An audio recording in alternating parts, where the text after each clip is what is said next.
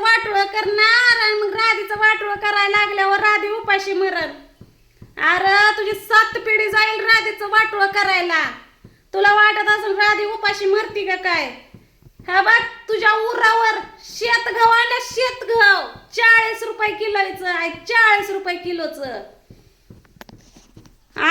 नुसत्या चपात्याच नाही खात तर चपात्या संग अंड खाते, अंड, अंड्याचं कालवण आणि तूप लावलेली चपाती. हे बघ कशा गोल गरगरीत.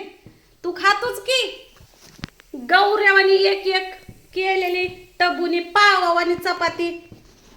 अरे गावरान तूप आहे, गावरान तूप.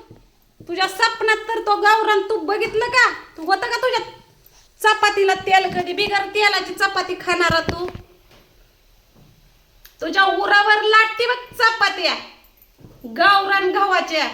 शेतगव आहे, शेतगव 40 रुपये किलोच.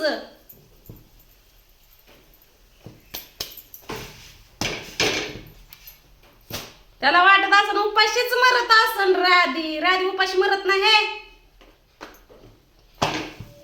माझ्या नवऱ्याला फुगवतो या. फुगाव, अजून किती फुगवायचं तेवढं फुगाव. फुगून फुगून चांगला मोठा काशी भोपळा बनव आणि तू बोंबलावानी वाळून जा. माझं टेन्शन घेऊन घेऊन माझं लय ह्याला टेन्शन येतंय. ह्या कुत्र्याला मी ओळखत सुद्धा नाही, माझं टेन्शन ह्यो घेतो या. तू पेटवलंय ना, तुझी जाव कडू शेंदाड.